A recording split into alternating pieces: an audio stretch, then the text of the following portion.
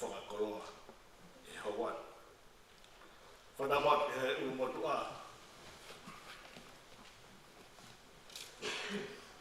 He whanapu i he sikainga o Whakatope.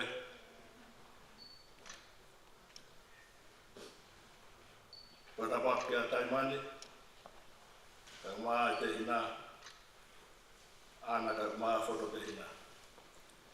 Si ngahi whamiri ko tope, ngahi maheni, ko mō mea mai ke tau kau whataha i a haoni. Kau hi ko tā puaki, ko tuku e ho tō maafu mawhi maa ki tau tolu, ki tau kau whataha i pia mo i tā mai o eiki. O kune toka i he whakala ke pā. Whata puaki, Fakakoloa, ka tā mua ke kamata e whaiot, e whamiri, o i ngaka a tāre hopo atu e tau koro kalama i e whiawhine. Wa more lahi atu, taire wha.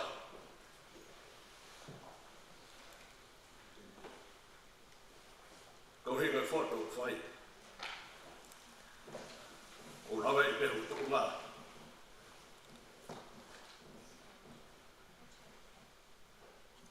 E o mimo hako fua. E ofa ho tau eiko si sukala si. Kai te nilau hono tuku ngā ka ne haere mai. Kau hiko ki tau konga. Tau ka mata e lotu ka mo hiwa o e whiawhini. Himi te au tonga furu maa whaa.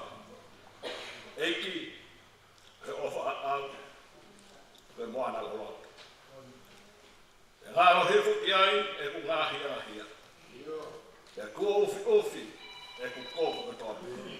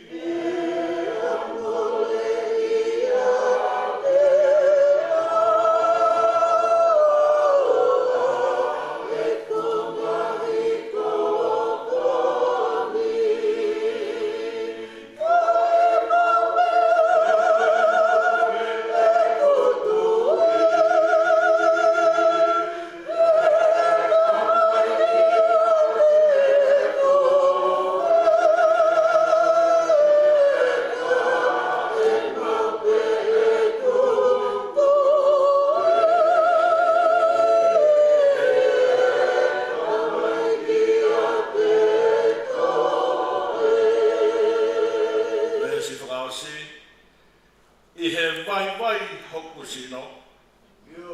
Pea vai moeloto. E pou e he taulani. Hoku lauma rieho. Pea o mo'io iru.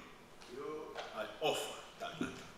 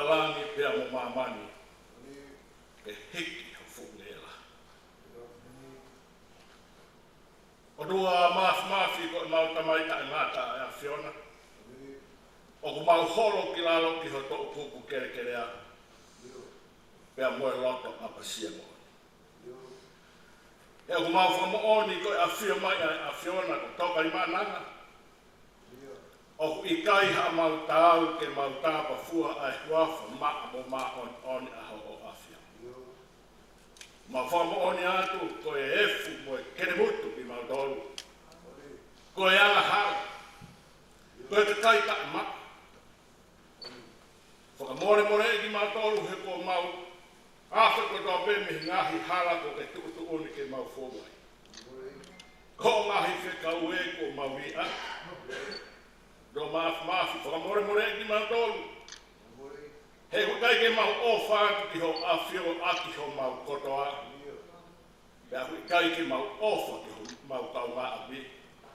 O hange ko ia ko ki mantolu. O ku mau whakawhitai ko iuhi ko e whiawhi Fakakoloa ko eni. I he tu'utu'uni ma o lunga ko whai e he awhiona. I he hala whanonga ko mau au sia. Lolo tonga pe e mau whanonga. Ko ke ui e whamiri. Ke nau whakatahataha mai. Pea o ku mau holo ki la o whakaapa katoa pe. Ki he awhiona. Pea o ku mau tangi lau aitu pea mau kunou. Ko e mau fumata pe mo e mau mamalu a pasia ki ho afio e ko koe ia ai hauta e riwa i he mo'ui o ku ke aoni i he wani pe a ku ke hauta e riwa i mama o ro mafi o mau whakawhita to i mohi Tāpua koe mo'ui ko mau inasi ai i he haua Fakakoloa koe. Uhanga e Fakakoloa pe moi pure mā oni ko whai e awhiona.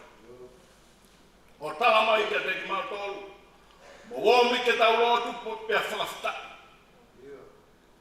Mo womi ke tau whanau ki e whorofora ai awhiona. Eiki. Fia ka koha fia ko mau ato. Nea mo e mau tai fia maa wai pia mo ho o koloa. Pia mo e tu'utu'uni ma alunga ko whai e awhiona. Ke mau whakatahataha mai o whesio whaki, pia mau wheha ati. Taimilahi o mau whepuringa kita ki taha whe mau e kina. I he whai tu'utu'uni hono loto ka me ngahi whatongia o e whamiri. Ka i he hou wani. Ro mafi. O mau tukulolo ka tato atu kia te koe. Pea moho fina ngā loko ke fina ngāro ke a mau tolu ai hauani. Pea neo loko ai tau ngā atu i sosa. Whahu e pa mo lota whare o Isleri pea mo e kāinga. Ta aku mau fia. He koe amanaki anu ki he kakai tuku hausia. Pea kakai o ku nofo masiro. Iho mama. Whawhetai ho maulau maare ko hi ko whakatuku na whanonga lelei ko whai he awhiona. Ma wao sia ua Sapate o tahataha mahina whanonga anga ua noa ua wha. Ko Fakakoloa ia te te mato. Hege ko hingoa. Aho ta mai o e kia o kune toka i he whakalake pa. Ko Fakakoloa O kune hanga ui mai ki mau tolu ki mau tau i he whiawhi. Pea ua na whai ange e Isleri ka uma atu i soso. E pehe ke he whahupa mo e kāinga. E mau tāku ko ha whakamasiwa ani ke loto whare. E o kumo oni pe a hono hingoa. Ko Fakakoloa. He wai ngahi aho ki mua he tau whanonga. Na e hau tuu hanga whanonga. E rahi hono ngahi pe au tā. Pe nau whekuki pia mo he whiri pia mo e ahi. Na heo ko mai e pia woro pia mo se tāne me vai tua e tau whanonga. E whakawhetai koe a honi. Ko tala e pulonga e whainga ta a. I he tau mo ui ko e tau whanonga i taimi. Ka tau whiha ak. Io. Me ena e whai he si sukara i si. A me haeua e tatau. Kai whaiho tau whenau rau. Kau hui koe nei ofa mai ka te tau tōra whahinga i tangata. Eiki o mau whakawhata i atu. Hou a whakawhia. Neho tangi lau eiku. Ai whamiri. Kau hui koe manatu meri he urungaanga o ki tamasiki. Hūwhanga he whatapu. Ai tāmai o eiki koe. Tā koe Fakakoloa i ke mau mo. O ro mafu. O mau whakatahana mai. Peu hui. Koe nei houa me mō menit whakaosi. E whai ai e mau whanau ki ho whorofora. Peke mau whanau mai ki he ngā hitara o i puahiri o Fakakoloa. Pea whai ai ho mau whakawhetau raki. Pea whai ai ho mau whakawhetai aki. Peu hui. Ke situ a ko Fakakoloa. Koloa ia e mau ngahi mo ui. Pea ua na mau toe whanonga he puahiri o mo ui. Ka mau piki e te koe ātonai. He ko koe a amanaki anga. Ki he ngā kai aku masiwa pa mo tuku hau sia he whanonga anga. I he ngā oe ai whiripa mo ahi. Mo mau vai. I ho mau kakano. Ei te kone mai. Tāpo kina mai. Ai whahu. Ka mo whakalangangi o whai. Tāpo kina mai e Kolomotu'A, kui soso, kai uma a. Ai kāinga hono kotoa. Si kāinga ofu mai, si kautaua e ki. Kona ulawa mai ko uhi ke whaiho Fakakoloa e whamiri. O mautanga atu e ki. E maafu e awhiona. Ha rea ho mauloto a. Lau mare ma oni on, tāhu atu mai. Ni ringi mai hoke le siki mau mālohi ai. Whai ai ho mau Fakakoloa. Ma tu kai ke mau una auto mau pe. He mau wo fa ta pe ma afion. He whanonga mau whai mi tai mi tāti di eki. E mo one. Ho wha. O kone hea ofi ho mau urunganga mo e kowi e mau ngahi tō o ngā. Māpuna haki. Ai ofa e afion. E mo tāpu aki o mau monu i ahi ahon. Tāpu aki mai ki mau tōru. Pa mo Olo kalama o e whawhini. A bongo ngina pa mohono koloa whorofora. Mau hapai atu. Ai whineik whai whakau ma mo e teu e koloa whorofora ki a bongo ngina. Ei ke tau whanonga pa moho o awhio. Whakatato mai a se mau rotupa ki awhi tau rau. Angona se mau tangi no i tau taha e kau vai ko mau kolo. Sisu Christ pe ko aro. Ka ko mau whamui. Amen.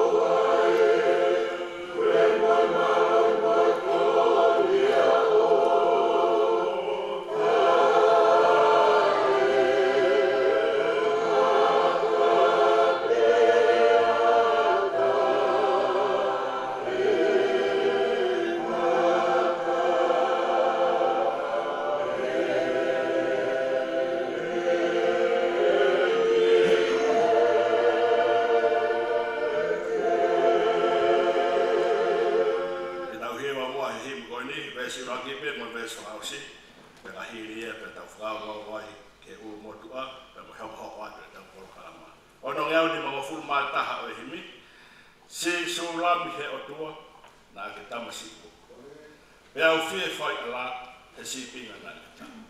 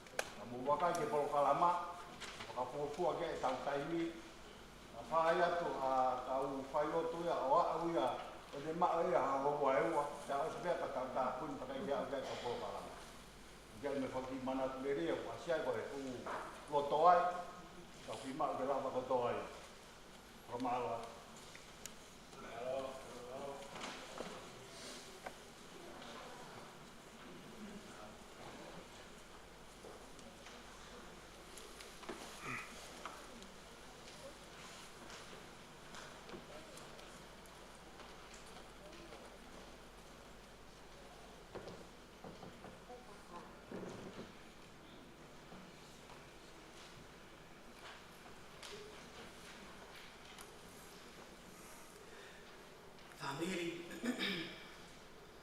tupe mua ke kamata e tau lotu whatetai e hau ako eni. Whāngiau ana o furma aona o heni, pa tarenga himi o eni, koe wholwhola o ui.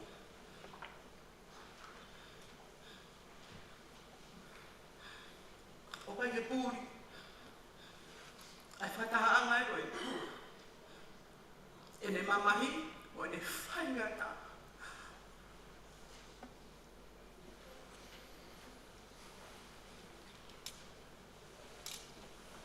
Kau ke mo ui pe whamine whorofora e otua. Te kai ngatu pai. Te kai ke review. Mōrea te ngai tōtanga. Kokoi moa. O te kei mau e mānawa mo ui. O kei ma whaipe. Ai mo ui e whorofora e otua. Ke ni whao mo ui ho na lau mai. O kupiha ka raisi pe. E whorofora mo ui. Mea kāia he lau mai. E whorofora mo ui. Lea ke mama ai loto, whakatupu ai poto, lea whakaofo, lea vovo, o fufu ngā ui.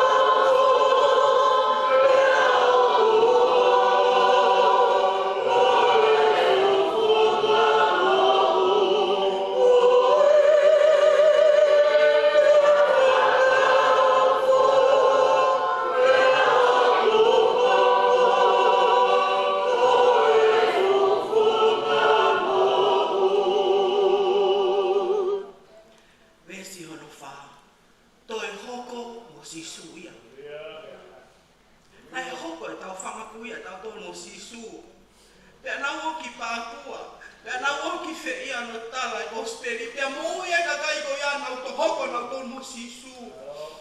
E tau hi fono mai tau to e tau mo to mo sisu. Family. Family mo be kai nga ofa ni kai. Tu ke tala mo be family. Por family mo ra an. E ke la mai ta tai fa ka po.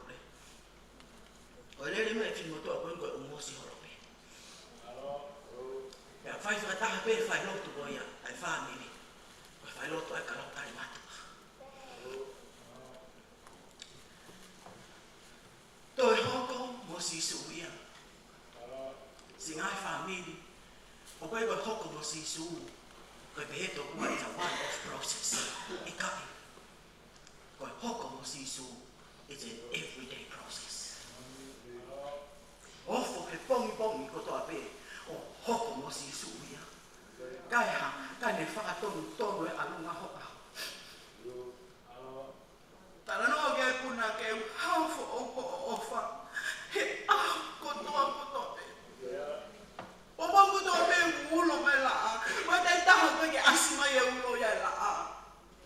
Papuri ke he ao. Kau ke ulo me la. Kapau te whora koe mo au. O whakalaka ha ke he ao. E ta sio taua ke ulo me la. He o hafo o me o whai o tua. He aho kotoa. Toi hoko mo si suia. He wholofola mo ui. Tu mei whai toka ai ngahi pekia. Ko tei me hong whakafo oa e tau mo ui. Whai mo fua lewa e tau manatu. Ki he ha.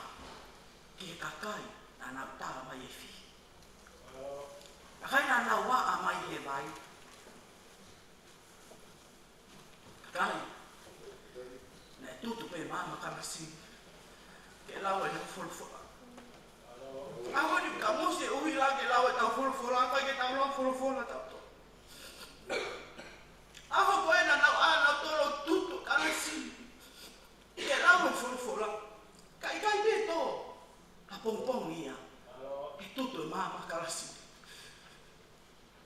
Ko e haho no uhi ka. Ko e hoko mo sisu. Toi tu mei whai toka. Ai ngahi pekia. E wholofola mo ui.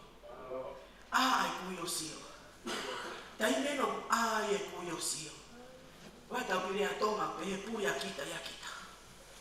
Tai meo te kui ai. Ngalo tau tupu a ngā. Ngalo tau tupu a sipa. Ngalo tau tupu a koia. Koe maa wai mo sisu.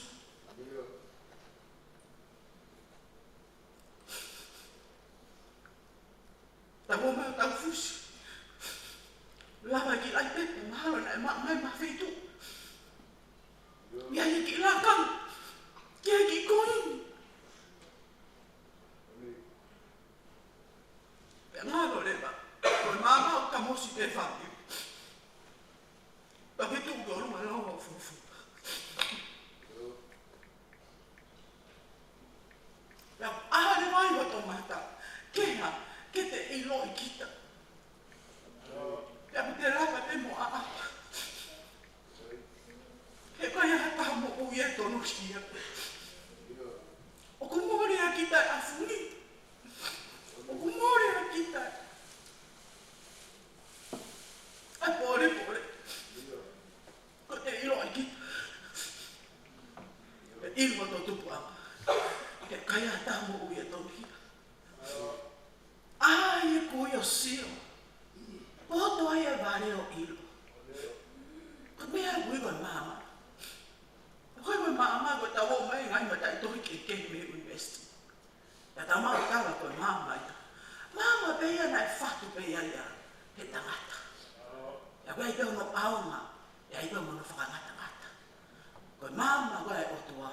Ni hulungia ho lau maari. Mama ngia ai ho atamai. Ya o apa sia ho mo ui. Ya langi ia ai o tua. Abe o ke whai. Ai kui o sio. Poto ai vare o ilo. Le whakaofo, le apovo, koe fufunga mo ui.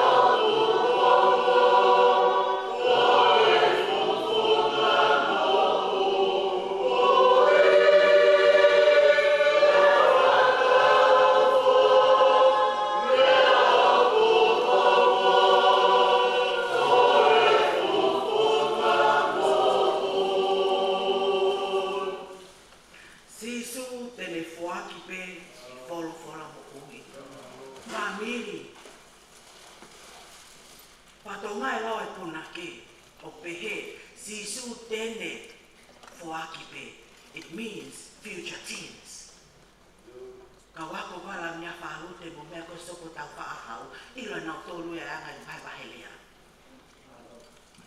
Koe ha, pehe sisu e funga kolosi, ko osi ko lawa. Ko osi. Perfect tense, it's done. Ko osi ya. Pehe lawa e puna ke, sisu tene fuaki. Uhinga ia, o si fuaki mai sisu e hokore koe te whai a pongpongi. He koe i ke ilo e koe moa e lupo ko hoko mai mua ia taua. Ke ilo e koe. Ai mea hoko e a pongpongi. Ka koe haa hokore e whai a pongpongi o stari e sisu. Ko io pia e puna ke sisu tene fuaki pe. Kera, kau kore furi pe. Ma hapa meu ka hei ke tau kore. Hawa leo kaya ke tau kore. Rahi mea o se ni ti au. Was mau o api o si au no ta. Wai whaare a krikari o whaafai whakatata mai ka te au. Ko whai e tō ki o lunga sane. Ko tāko si o ki ai. Ko hoka ti kaini ho kāti. Ko hawa leo kaya ke tau kore. He uha. O te kai ke te kore koe po o si tari e si ho mai kore. And why not? What stops you? Tānoa koe psychology a he therapy. Sai pe Kolomotu'A. Tuka rewa ke rere whailota ke ua koe ngā hua au toton ki te whailota a tai matua Kolomotu'A. Rere re kai a rere te mon ai whakataha i ke. Ke os whakataha i ke. Ko hae mea.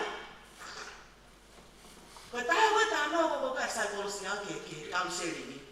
O ku mau hanga koe nau rei ke tara noa koe client. Ko te mau hawe koe ai client. Pa ku mau eke rewa koe ha story. Pa ku nau whamatala rewa story. Pa mau tānga rewa koe ha ho dream story. Ya whamatala rewa dream story. This is where you are. This is where you want to be. The next question is what's the barrier? What's stopping you from living your dream? Ko wheu ia ko whai koe he. He lau koe na e punake. He koe ha. Ka pau po o sitari mai e sisu. Sisu teme foaki pe. E wholofola mo ui. Ki he kau kore furi pe. What stops you from asking?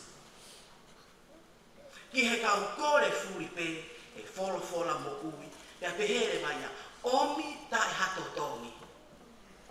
Tau heka tau toi ngahi kāu lau mano peia. Koe tarirotu wa sisu o om tai hato tongi peia. Omi tai hato tongi. Koe condition eni. Oki ho tau loto. Famili. Oki ho tau loto. Ke tau apasia ke o tuo mo ui. Famili oki ho tau loto. Omi tai hato tongi. O tau loto ke oki. Rea whakaofo. Rea vovo. Fufunga mo ui.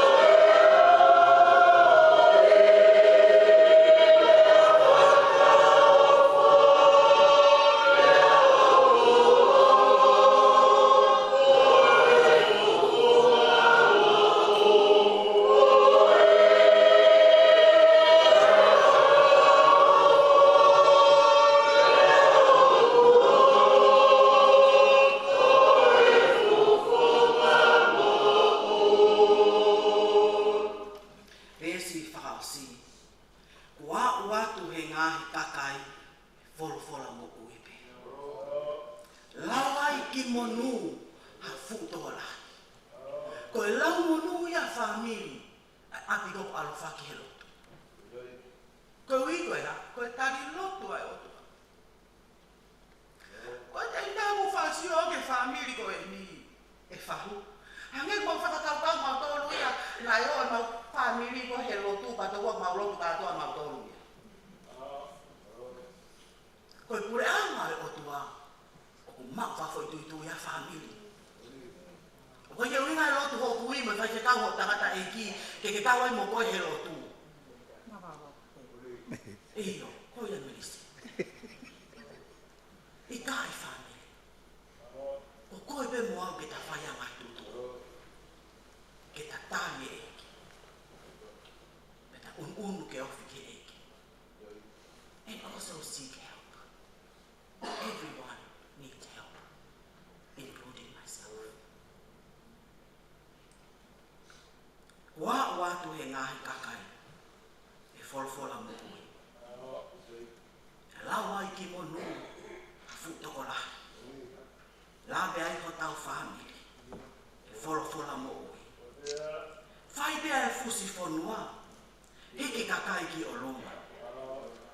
Lea whakaofo, lea vovo, o fufu ama ui.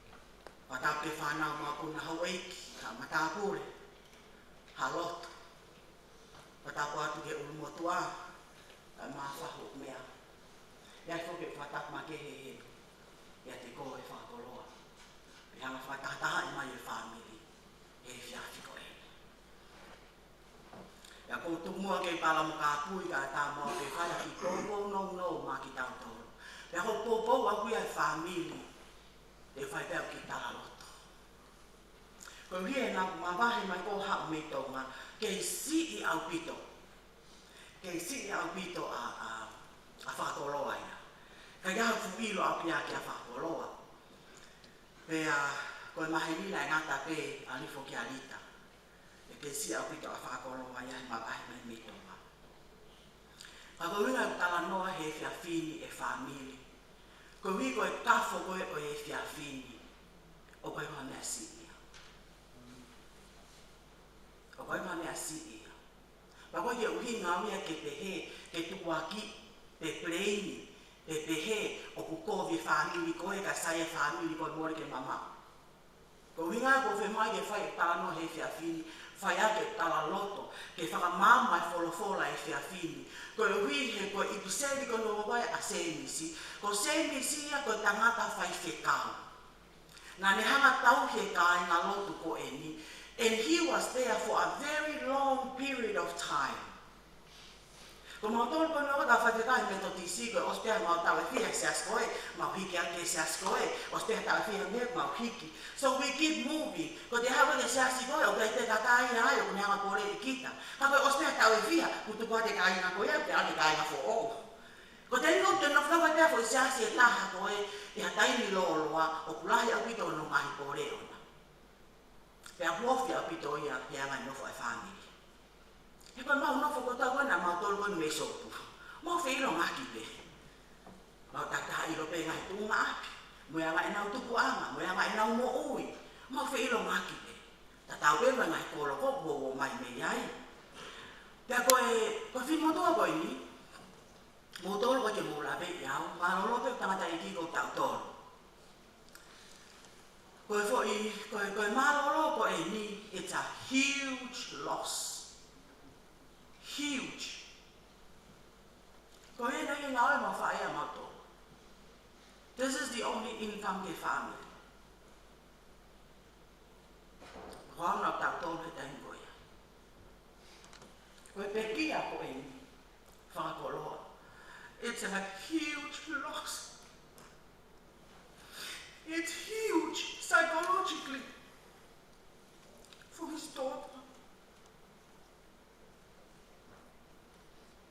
Especially the impact will impact our church as well. Whatever situation that I have family, it's still huge psychologically. I mean, go ilo la kia ke mea koe, ko hiu ka moko ngā ue whakawata ma ke mental health. O kuomi ai kakai e ahu koto ape. Papano asesi ki nau tolu, mau whanau mai he ngai tarano. O ku whauki mai ia, he tau e taha ono, tau e taha vanu. O toku alvarisi ke taimi koe au nau taha ua, toki fisiki mai ai. Ai ha, ai whaingata ango ko tāno ane ahonu. Ko mea ue ke tau whalapa o sio ki ai, he o ku pū ia. O kosi mea ngai tau e fia. Ya toku fisiki mai e. Ka hoina tala noa ki ai family, ke tau aware. Mea ha, be very gentle around this family. Be very gentle. He mai ngā tāmo oia tonu hea. Support them in any way you can. And if prayer is your only support system, why not? And if you can show a face, show up. And I can help a toto at Hapam.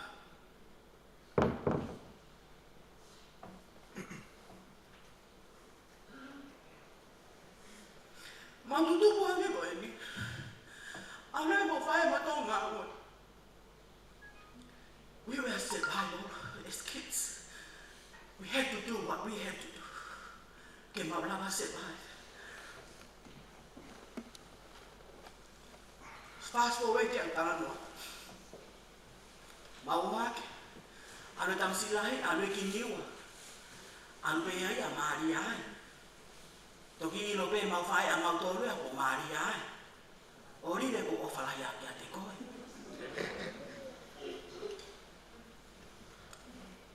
Ya koe ke hanga tu aki e ko ko vie ka niwa, ori ke mama. Ka ko winga tanwa ke mau tu puekina. An impact of what has happened in our childhood. We didn't ask for it. We just grow up in it. Fakakoloa, kini David ang olive mo na fana. Kako hana funo nga fainata. Hawa olive meliwa. Mo foi ulunga nga toya, mo ya nga enang mo ui anang tolu ya. Mau fiu mau tolu ya, tuku ke koya soko tafa ke mau tari. Hala funo nga fainata. Ano faya, ari Australia. O eva kiai. Tuha ka dirikari, ari ang mari mo me. Pe ostiko ya, pe au mai au hake katane la riong. Ai lo tu gini ai family, pa hon mo nat ka mo tolo ko si kang mai. Ari katane la riong. Tangata leongia ke hau ki apta te hau ke wange puaka mo me ai hina mo me. Hau ki kali ko ke atu ke hau ko te ke mare ta ni ko ni ko ke si hau ko ke atu me fe. Ta ki Australia ko tala noa e family. We have to do what we have to do to survive. Ka we mama for no whanya ta. And I look back now, I was hoping. And hopefully my family can help us up. Not so much about money. Help guide our lives. Help support us. But we struggle. Fakakoloa. Si ke mo ui pia ki kai. Mo mere pa ko na whana. Hawau ki New Zealand. Kore atu koia ke hau pe mai fina eke kai ki alcohol. Tu ha ke au ha. Hawau ako. O se ako malo mo e o whaia i la mutu e whai whetau. Ali paki. O ale pe fina eke au ki Australia ko tātua ko andi o maari au hini. Mau maari. Ia e mau whanau. Te tāmare fina eke me tonga. Tala mai e whetuku mai rewa mo tōma ane mo whanau me tonga. Mantu e kose au maari au koe whanau. Kai whetuku mai o mo tōma ane me tonga bona whanau. Whetuku mai. There's a lot of impact on my family financially. Whetuku mai nau tō. Ko te kuna mapakato mai koe ki heni. Kato mai ki heni e waftawa. Hawa te vita mo no family me. O wafetawa. Mate mau fae sanuari wano tahauno. Wano I family. Kodemana mate mau fae. We were lost again. We did not know how to pull ourselves together. Mau fe motu yang mau ton motu ma aneka ke mau te fena ati mau ton na milanga ta uierua. Fusia ta orive he mo te vita, fusia ta he mo pensivan, fusia ta clicari he mo bene. Pe apova osno fofonua kotoa, ta tahano fofono family. As if we don't need each other. As if we were fine. After 2 years, I couldn't bear anymore. Then I rang up my brother. I said to him, brother, I missed you.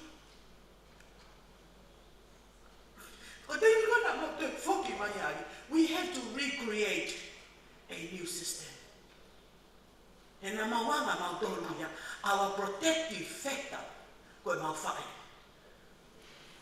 Hagrikari, talaya kang na mama, aru atuau, hawate edita. Ko tani ko na more ay ko ifika ko ya.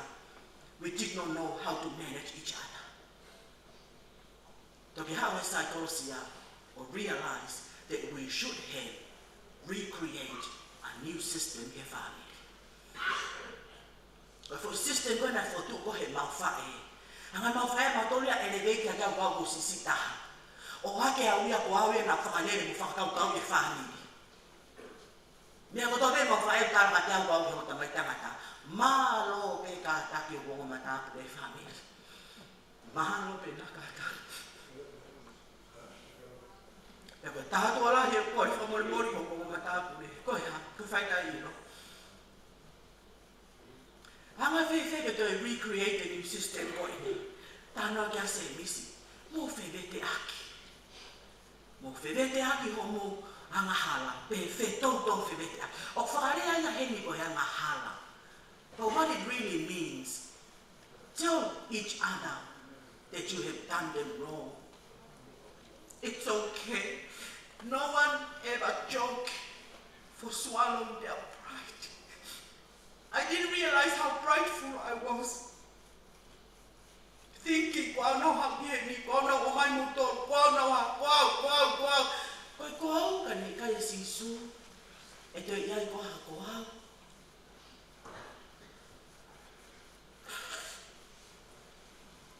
Listen mo ana. Matay man. It's never too late to recreate a new system. I'm sure Fakakoloa would be so happy to see a system that will always be supporting each other. We've come a long way in life. Kawa e ofala hiatu hokulau maari e te motolo family. E tau whetoto whewete aki, e tau mahi anga hala, kia te ki tau tolope. Tau whewete aki, tau whewhakamore more aki, e koe lotu whakamato ato, ai tangata maa oni, o ka aumalahi. Koe angai a family, hono toi whau, a new system, kene help ke Fotu-Tu'a e family. Dai mi kona o se ai new system kona he tala noa i Kolomotu'A ane, o tala merema ki Anaua, I do not want it to lead the family anymore. I wanted to go back and be the baby's sister. And my eldest brother looks at me, but I'm sorry brother, but you're going to rise to it. O tala katoa maha putu mga venga ka te hau, o me pepo tala ka nau tolu mo whetu taki a te pita. Ko ia ulai. O hawe lau a te pita, whetu taki ma te pita. E to whai e ngawe ko ia. We have to recreate a new system. O hinga e whamile ki pōpō whaloto whare, o aho ko e. Tawangi mo e o tua, ki te tau koe kina ki tau tō. Fakakoloa, whamaloa, kono whakamanatu a te mautoro, ai mahu inga, to look after each other. Te wharewa wau katounga, o beyond your capacity. Refer them to counseling. Refer them to other special services. Because help is around us. We just need to ask for it. Amen. Tau te hiwa pe moa, e nima ngiao whangu fulma nima o e himi. Ve esi pe e taha, Karistiane, oa e roto si. Leo moho mo unga, e fu mamahini. Tauhi ho roto lahi, tuku ho e rifia, ke sātai pea sātai, peki waia.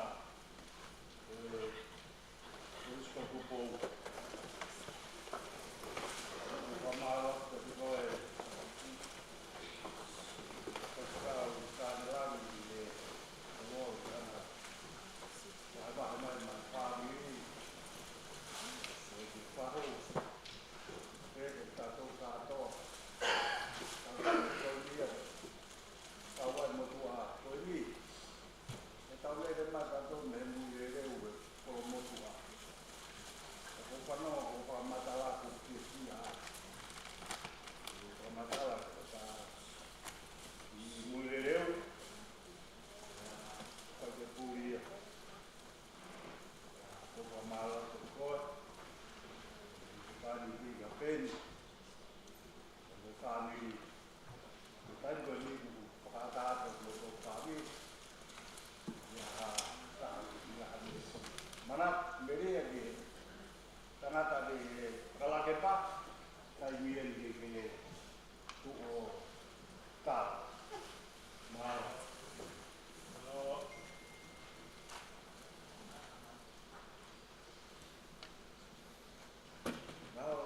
kamu saya pergi ke kamar tahu kau tak mana beri Fotu mata go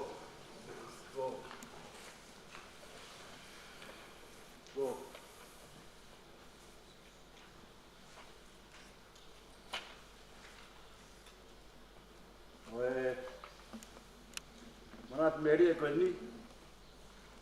O nga po pa ke mo fietu ha ke mo to. E Faka'Anaua. Ko to to wa ke kamata pe manat meri. Ko mo to ko ke mo kamata ma mo wi ai ke tango ke. Kau to ko ta wa mi ko ta wi ta to ata. Ya. Ko ta wa ko ya.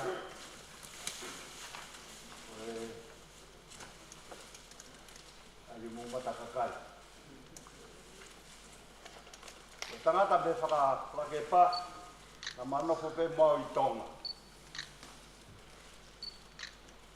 Hai taha.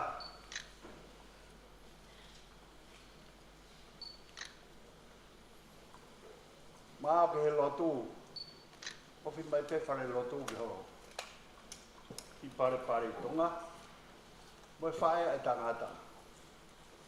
Tapai tuku mai koe ai lotu. Malue mai ko whanau ke heui ho ringoa.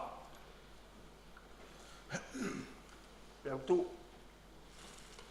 Ko Luciane. Ta mai Luciane.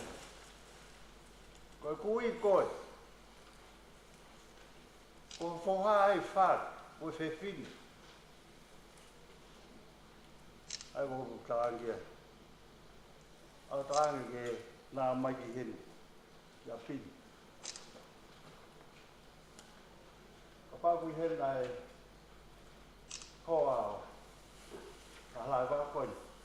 Ko tā anoa koe ni koe ni tangutu whangatonu pe halai wā. Whanau ke tā anoa. Koe ko hatu e tā anoa ia pehe uloi.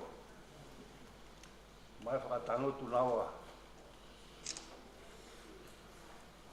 Wak whehui pe ko whoha. Mo maheni me ki whewhine ko ni ane whe. Ta mai e mahalo ko wikeni e tolu. E ka halai walu. Toi mea ta tau pe. E ko urea na whaika ki naua. Koe api koe ni o ka ke sai e o mai o nofo pehea. Koe osi pe urea ka ki moua. Ta mo whakakaukau I hawhitu. Ke mo pe tuku toki ai. Ko pe ke wangu ki he po I mea Faka'Anaua ki. Ta ko ku whehu ia na whai. Halai walu. Pe ofa hau whoa. Ta mai halai walu. Iyo.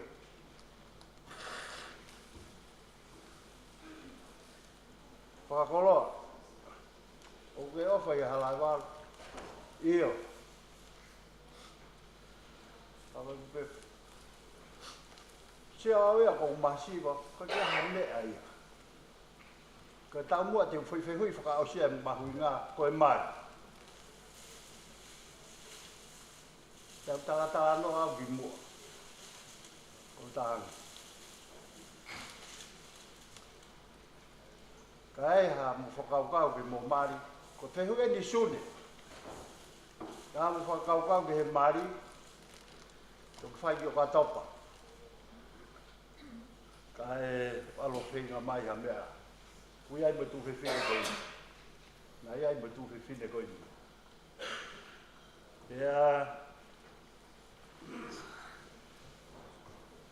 Pea ka halai wā. Teke urea ko pea ui mai a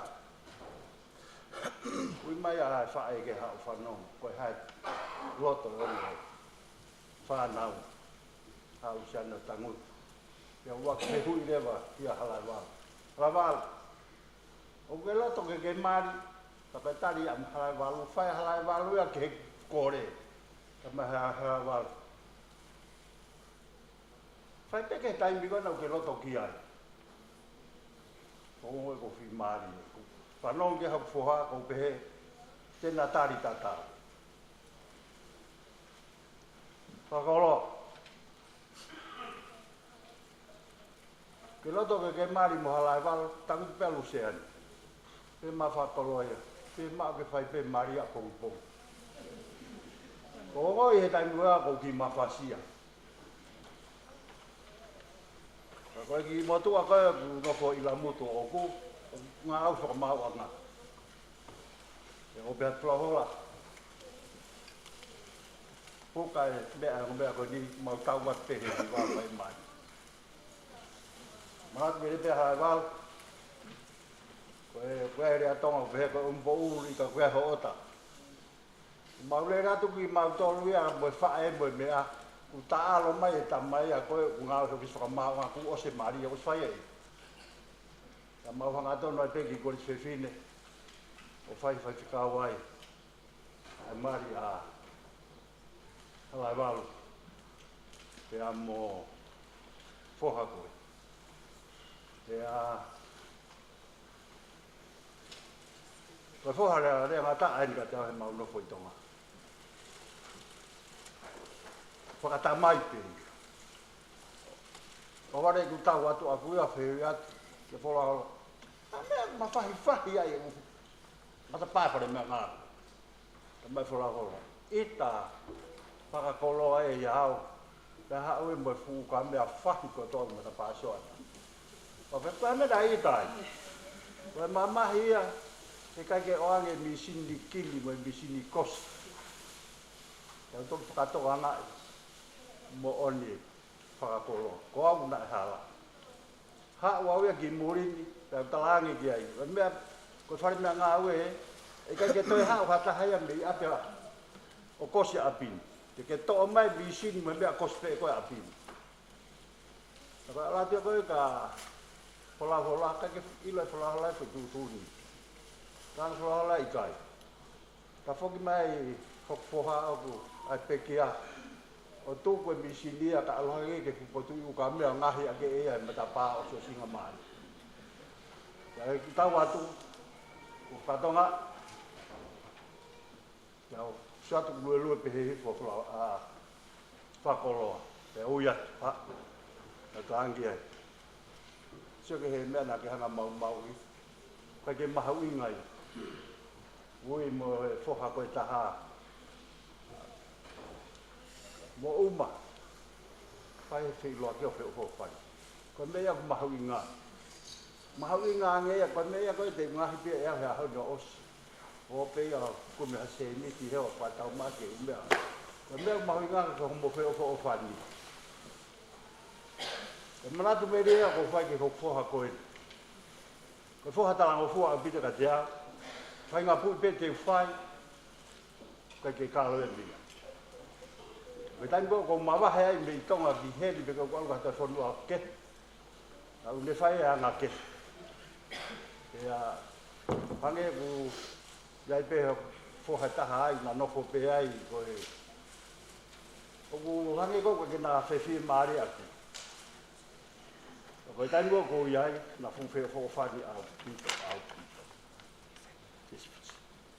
ko anga manat meri manat go fo ha ko ne ngo ko pure Fakakoloa ya Fakakoloa ki silan bo mo halaval ako maratu meri ki ai o ke to ngalo ya tia o si ko ngahe a ko ya o ka so na so mai me so ata me ngahe o ya u ya tu le ba ki ai ko si ke mau ke me mau ko foi mau e o os fakalere ia sai mata pa na ke fahi sai ho foi lo mo te na mo fa me mau na ta ko ve ia na ke na fahi me ma hanga ta ha fe rock mo te na ya go e anga marat media go foha ya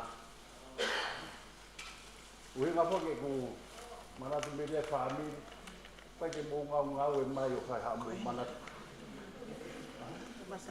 Ia, se ko ta goia.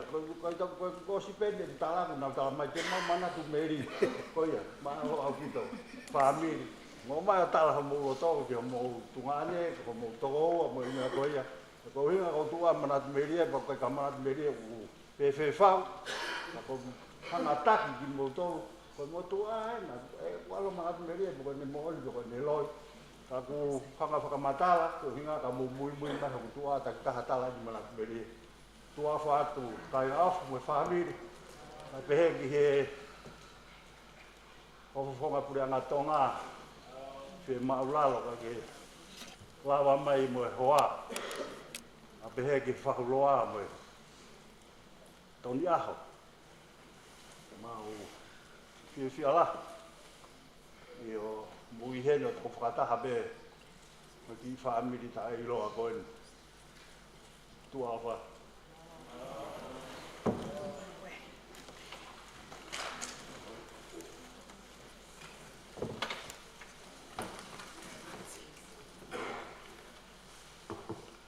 ko le ke o fanga ngai fata e kamata ke tana ki ni Fakakau, tapi que se pata ai fini kata mau ke fanya mali ko ni ke fahama na mili e Fotu tu be mau mana mili tala mai ke kamata ani pe ko ia ko mo labi e mate ane tama yo iko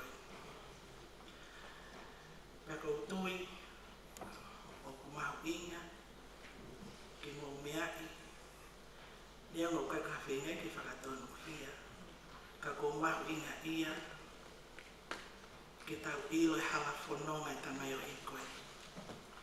Ko Fakakoloa ke he au pito ia mea mau tō koto. Ko au o au ki alita ko taim ko mau itai o mau lea ki mau tō. Pea mau hanga tōnu. Ka uke lea mai ka te au ke usahia e te tala atu pe au hanga tōnu ke te koe. Ko kita mai o eike a koe ni, ne ke pehe.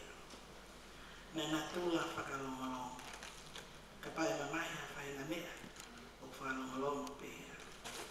Ka mau ka tala noa o whakalongolongo pēa. Ma waifi a Fakakoloa te pau pale mahano api. Hake nusilani.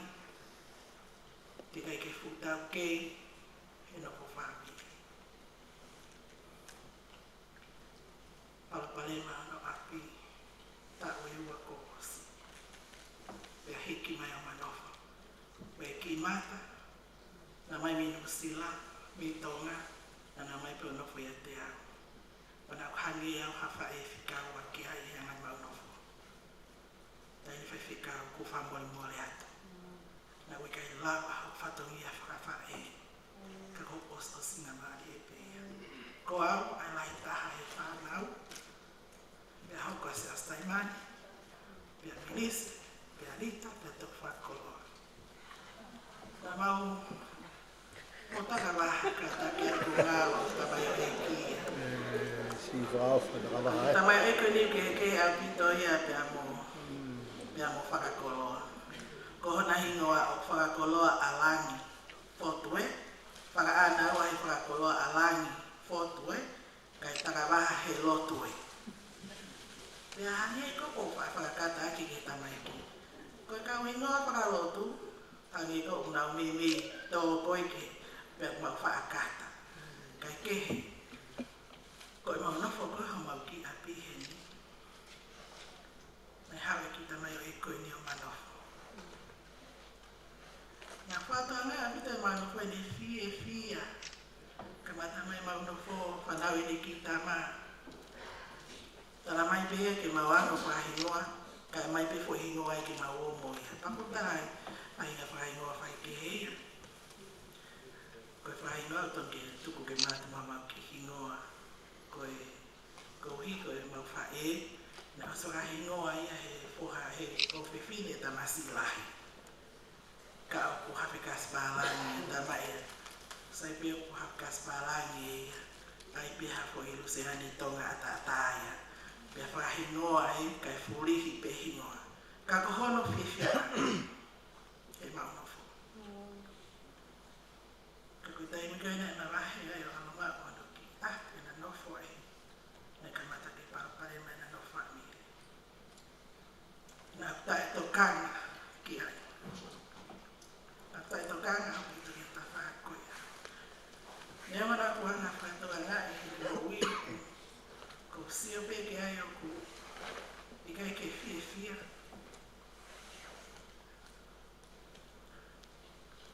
Taini whaiwhikau. Ko whae ko ia Fakakoloa.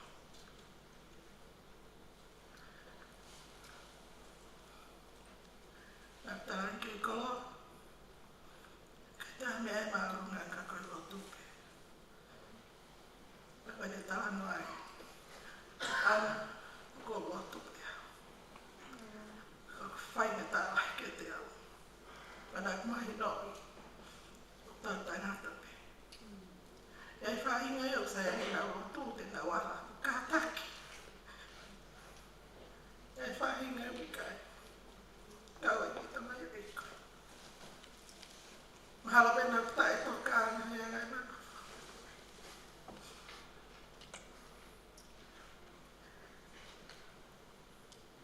Lai pena i tawhakike. Ko si ene lele holo koe ni pala pare ma. Ke te tae tākia. Tāke pe kāu. O ki te hina tāu mana fui Nusilana. Awe tāu mao mga whai mautina mo e. Mo e mau kaunga we. Tautou tāne. Pea ko ango te hinana manao. Tautou tāne, tāne whako. Tāne pai. Tāmai te mamai ki tau kofi. Pea ma whia tāne hia koe ma tāu at peno. Rere aka koe ki tau. Koe ma au atu. Kui mai a. Holo mui mai ise. Holo mui mai paku ma pehe. Pea koe hai whai mea kofi koe e kui toi holo mui mai. Holo mui mai. Whao ke katoleta, whao ke miremila, whao ke miremila. Tama whakaofa ia ka ma whakaromolomo pe. E ma wohe hawa. Whenga ki Tānoa atu whakaromolomo pe. Tātane o whanoa. Kai peke aha poi mea e no hoa nei e hawa. Ton katoa pe ia e taimi kotoa. Ilo pe halai wao. Kai pega ni bana hala. E lava Fakakoloa. Maulele a te hala. Whai mai i tonga ne mingu. Ko hai te o alu moia. Ko pe atu. Alu morise. Te mei kai te o alu pea mo koe ana. Tā pe tai apu na whai. Ka inga. Koe ki tamai o eki koe.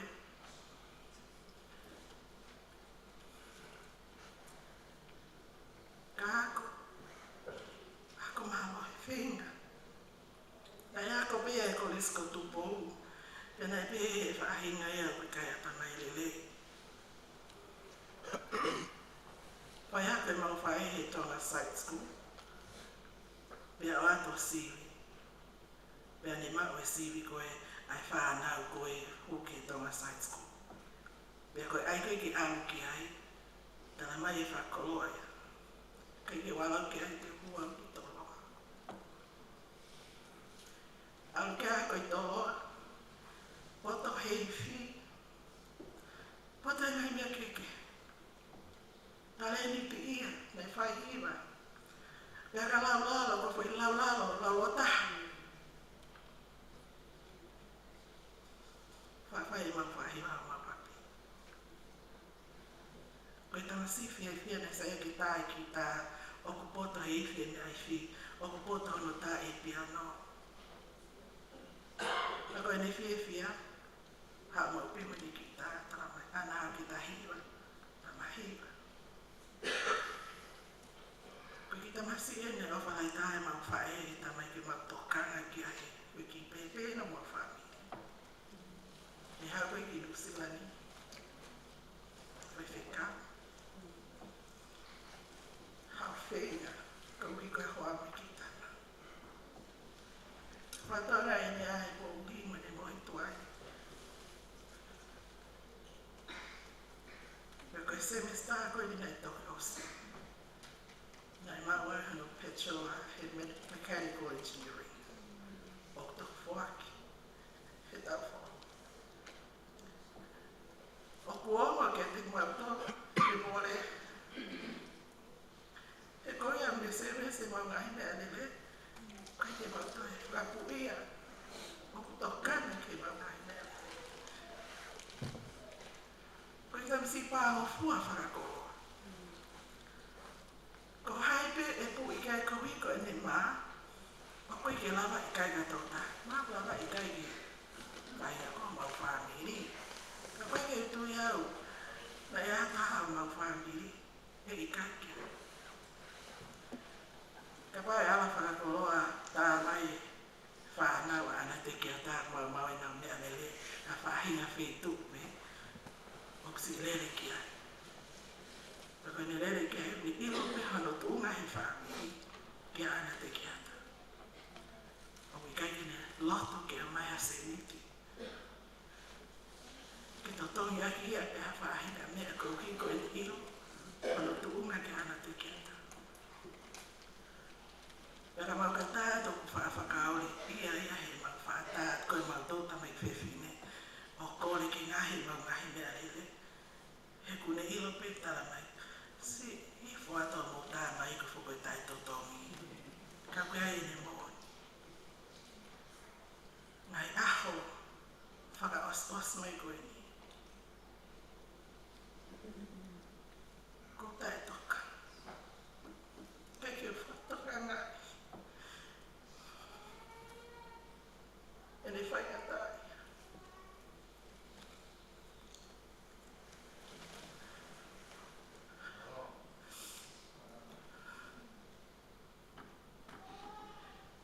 Tai me kong mau kai ai.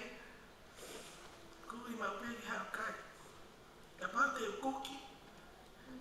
O ne whaafai pēr mea kou ne whaafai api. Kai whoke i asu nia ke kuki. Tai me ko ia ko au pē ko kuki. E a pēr tōk ta whaake o kai pē. Ai mea koko kuki. E tai hange. E ne whakakaukau kia te au hane whae. E mi whae tala noa mai. Papa tai tau kei. Ko ne tala noa mai peha mea whakaakuma no waifi. Ko ita. Ka ko Fakakoloa. Ka. Loto pia ke tala noa ki whenare. Ka wa pena reaga tāia ki hono hoa. Koe ne ofa ne ki tama. Ka langi e hia wa ingai api. Pute ne hia whahia mea o mau whare. Paka pau te wai tuko e lele takai. Tama e sai pe ia e koe fubere. Ko hifo e kai ke loto koe. Ke rea tāia ke ni ki tama. Fufua pe. Koe pō koe. Pe marolo e mpongeta. Hengi Sapate. Ko humai a. Ke hawhai kapati ko tolu hengi. O si humai. Papa pe hapita kapati. Pe si hawa kapati. Kau sio pe kono Fotu nga. Hage e wika ke fie mari.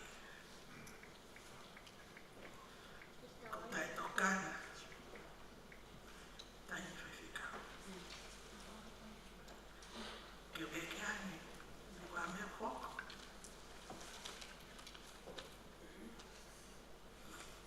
Ko ne huko ia au. Whoki mai he whitu pompo. A o mene ki tama.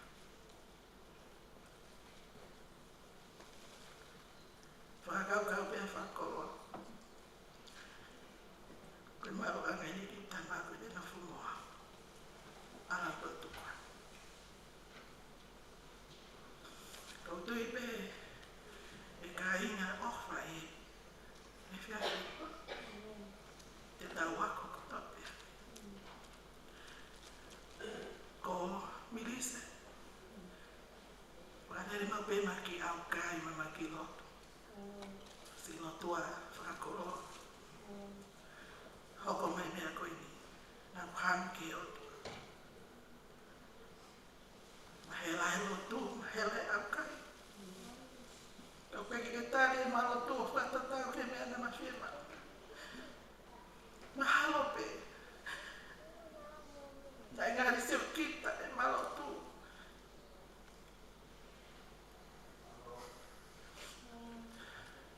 Pena ma ofa ke mea mo tonga ane, I hono hoa ofa anga. Hei. Mahalo pe. Au kai ke sai ma lotu. Koe ana e mawhakaka. Kana ma tangi ke o tua. Koe ki tana i koe. Koe mole lahi ke mau ki whai. Ma mai pia no fua whanau pe whanau. Mole mau mai. Mole tātai ki wākau.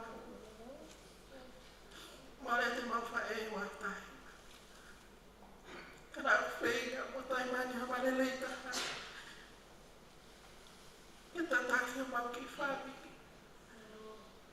He koe mau hiki whanua mai ke whanua ni koe kumi mo. Whamole mole tahi ni whai whika. Koe whae koe. Nā mau, mo ua koa. He whenga no ui he whanua. O mo ai. I he otua. Koe ke te a. Na e malawa te.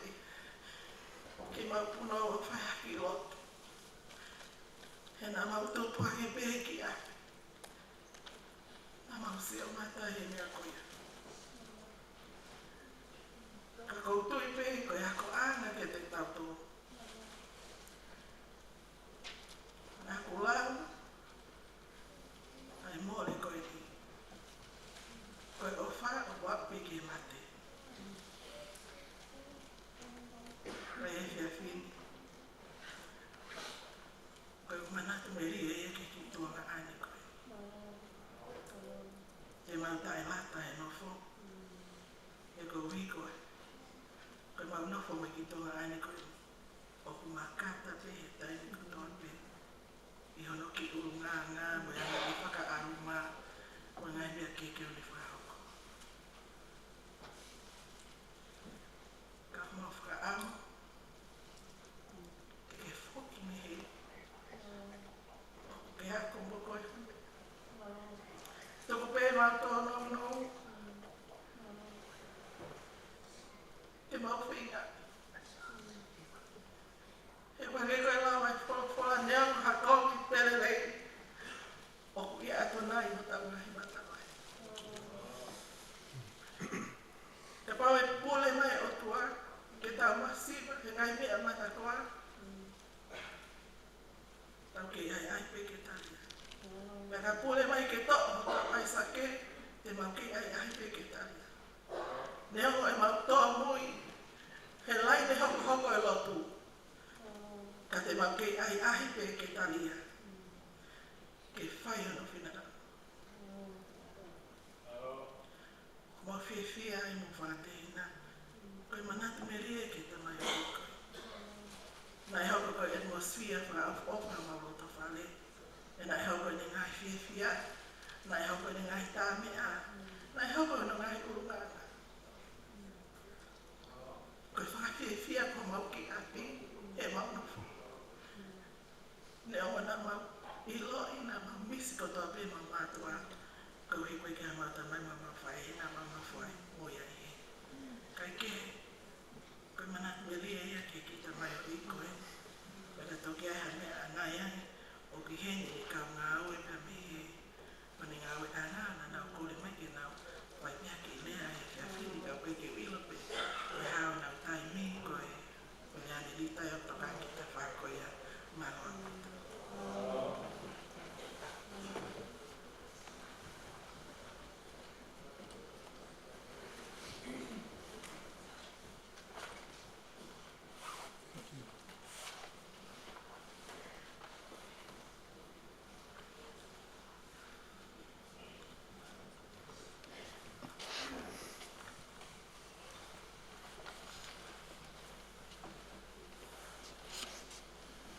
Thank you for the opportunity. Talofa, Maloi Lelei, greetings to you all in the powerful name of our Lord and Savior, Jesus Christ. I stand before you on behalf of the management, brothers and sisters from work, VIP Packaging, Avondale. Loa, even though it was a short time we've been together with Loa, but he was a very nice person.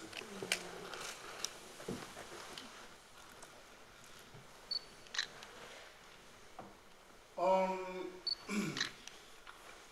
behalf of the management and all of us, we are here to pay our last respect, to be part of this very special occasion, this very special service, to say goodbye to a brother, a sister, a friend, or such a sad way that we miss them already. So,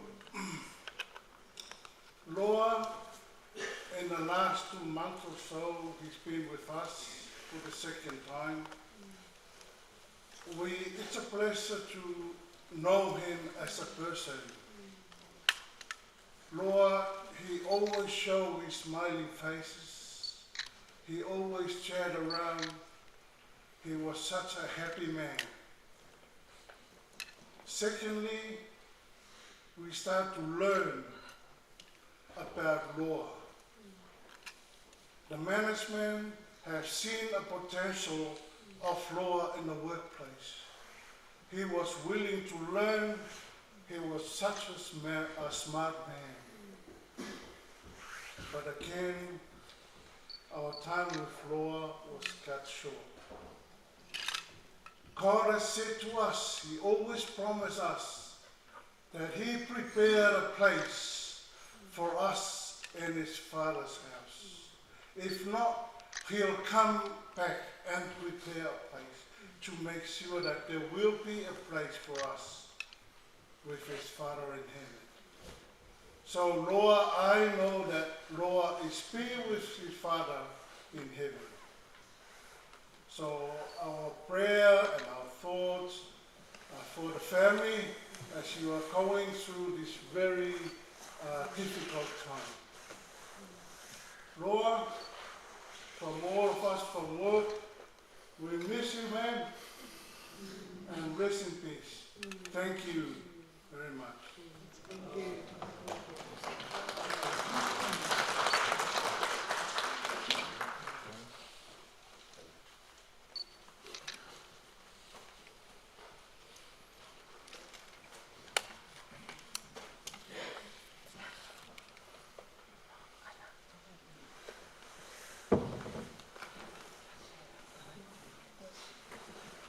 Katak whamore ko istu tu koina e istu tu pō no pomai ki pai na pai.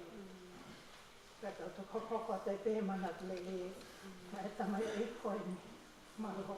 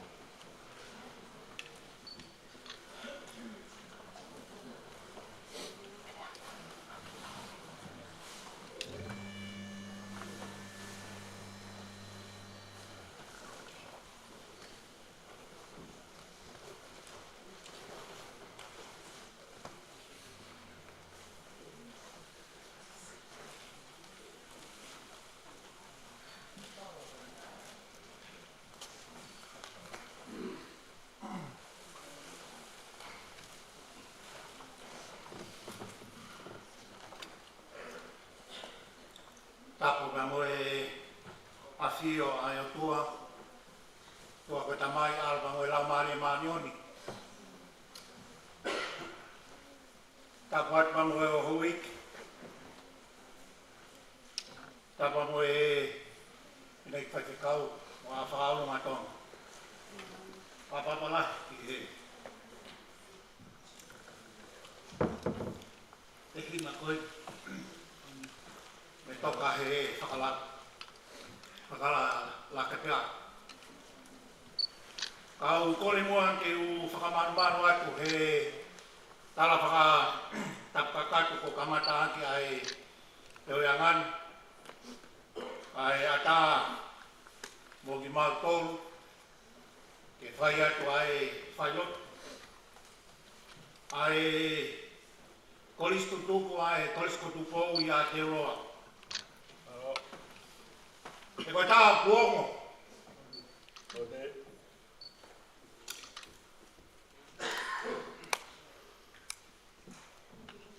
e koe aha e mau tofo i he atu puani kaha mea mo mau umau vahe pe leo e mau tofo masiwa koe whawhin koe Fakakoloa te ki mau tolu ke whawhungai ai tangataiki Aresteni ka maa ai kolistu tuku ai kolistu tupou ke whai ha whakapaak ke whai ha lotu whawhita koe hi koe lau maari e koe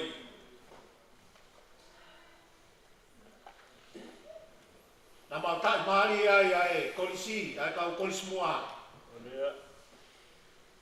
na koe ahoni ko ne tatau mai ko mau heng ke whai pe halotu mua whakapita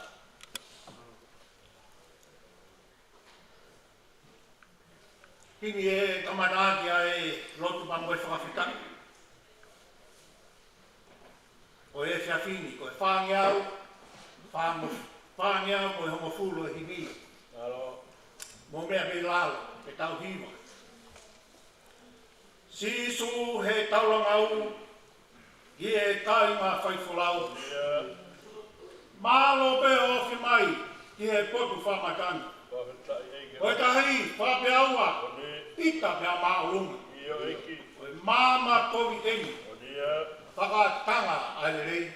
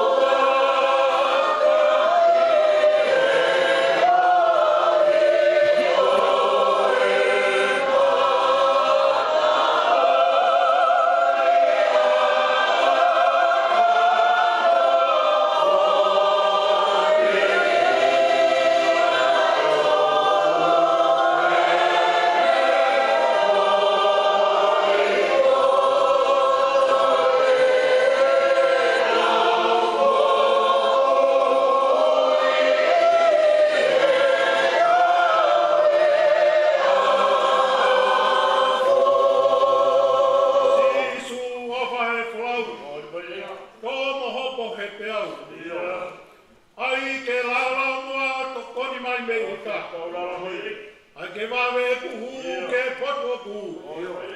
Oua mātu toi he. Au, whalau i namo pe.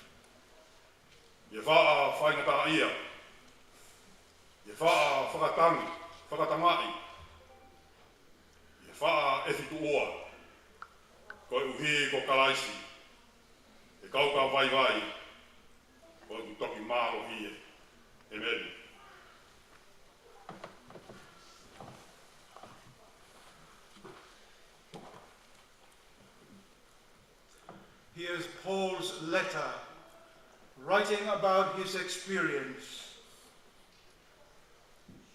You can relate to this, Anna, who prayed and asked God to remove this sickness from him, and who was not healed or delivered. But then one day, God opened his eyes, not for deliverance, but to understand God's goodness and grace. And this is his response to the day that God spoke to him. And this is what he said: "Therefore I will boast all the more gladly of my weaknesses, so that the power of Christ may rest upon me. For the sake of Christ, then, I am content with weaknesses, insults, hardships, persecutions, and calamities. For when I am weak, then I am strong. My grace is sufficient for you, for my power is made perfect in weakness. Anna and your siblings, my message tonight is this: God's grace is sufficient for what you're going through right now. And for the widow, God's love is beyond what we are going through. Nai mo popo ai whaingata ka te tautolu, pe wea ngai whaingata ai o hoka te tautolu ka ki ta ulo tolu pa koi ha. Ange ko tohi a siope. Poor Job, he did not understand why he was suffering, but he was a righteous person. And he demanded all the more. The answer can only come from God. And when he faced God, God did not answer his questions. God showed him the God's grace, love, and power. And then God said to Job, these are my words here, I paraphrase. Job, if you are wiser than me, you're most welcome to come and run the world. And God showed his wisdom, sovereignty, and grace, and Job realized that what he was complaining about is not in comparison to the wisdom that is beyond his ordeal. O hui pēr korisko tupo uko I wātā koula. Nai pēr mo no konga I wātā na hui ko I mahokani. Whamiri, pisoso, palo te whare o hiam tau, holo taha mai mahokani I ahon. Mo fesi waa o taha wao tā koula. Pako hinga mau geni ai. He kone mo fesi waa e taha wongo ia ke toinga o wao tā koula. Niango e mau wāma ma o tau, ka ku mau wheongo I aki, e api e korisko tupou. Nai whai nei hono na moai ai tamasini. I hono tare niti he musika, pe he ki agapulu mo sipoti. Roko whanau ki he tānoa nei whai anana, ne loto pe ki alu e korisko tupou. Whakatai hoke kau tonga hai sulu, ange ko e rea atai ai ki boi tolu, ko hai mea uai ki he wao. Pe o mai wako I nuku alofa he loto polo, he ka pauna ea sisu, e ako sisu ia I tonga hai. Ngalo ia he tare ki tā, koe wheitu uoe ku tō kaki ai ai māmā mo ui whakalau mārie pe wāofi mo o tuako loto wāo. Whawhetai ke o tuahe ne whiri, ke awo na moaki mea.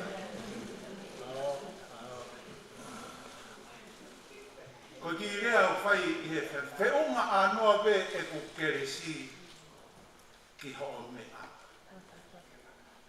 Tēnā whai whaua nei, the grief is so deep, so deep.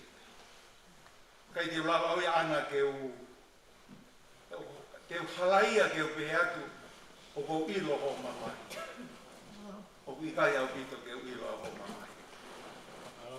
Te ko taha ni au uomo, koe unoki pe ane manawa mo roto whare, koe taha u whaingataka.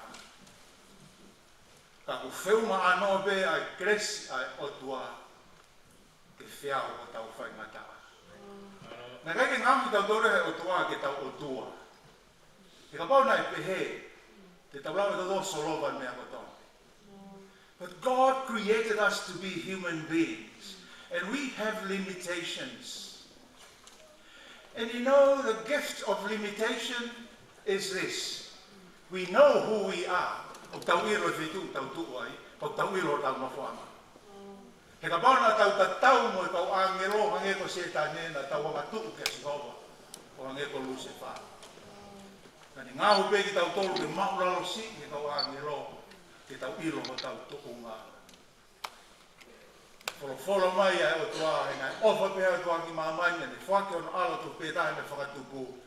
O iko tō pe tu pi tai ke te age o wana auhaka ni maua me ofa e mo i tae ngata o Sisu Kalaisia. Ko ia ai whae anga o i kresi pe mo ofa ai otua. Ka whae peo whaasa ki taha noa whakatua koe ni. When I was a minister at the Methodist parish in Mangere, one of our elders was not a healthy man who suffered with breathing problems. And one day he was rushed and admitted to Middlemore Hospital. And while he was there, he was struggling to breathe, and it was so painful. Every breath that he takes, it was painful. And he prayed Anna and asked God, Jesus, heal me, take away this pain. No answer. And he prayed more and more. Then he changed his request into a complaint and said, God, Jesus, you said in your word that if I pray and ask in your name, you will grant it. You said in your word, if I seek, I will find it. You said in your word that if I knock at the door, you will open the door for me. I have been praying and asking for relief, and there is none. And in that very moment, his eyes were open and his memory opened his eyes as if he was looking at Calvary. Jesus hung on the cross, bloodied from all the suffering and the torture. In that very moment, it was like a silent message to him that if God was saying, are you complaining of your pain? Look at my son on the cross at Calvary. Is your pain comparable to my son? And in that very moment, the pain in his lungs disappeared. It's like the same as Paul.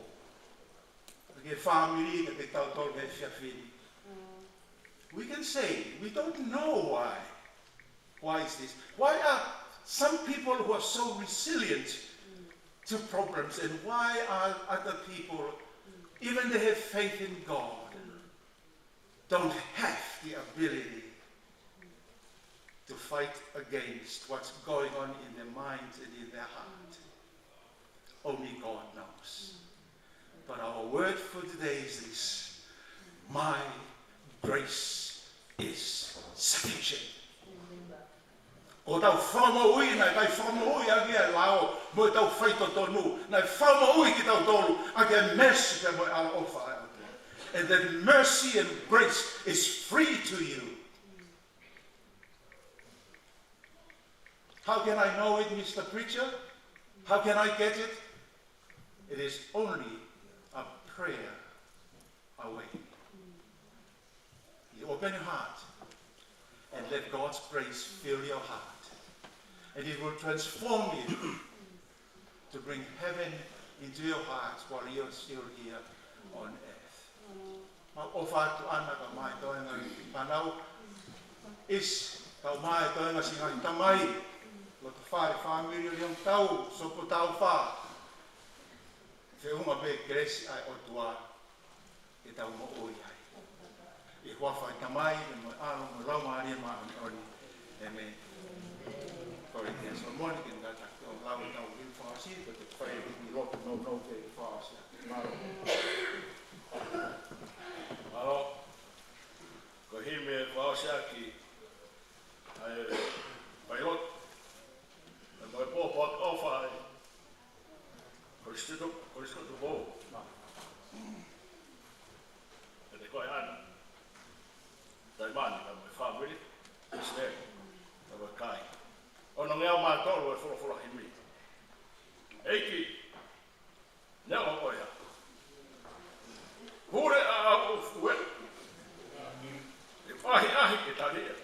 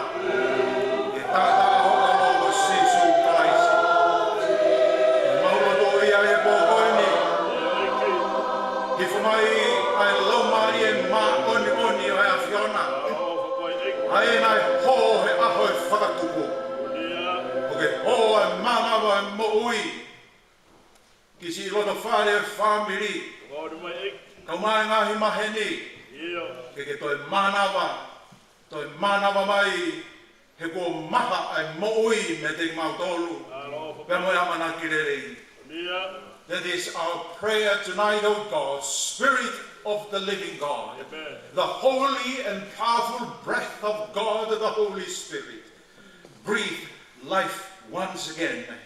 Amen. To the families, to the friends, and everyone who are grieving for the loss of this beautiful soul before us.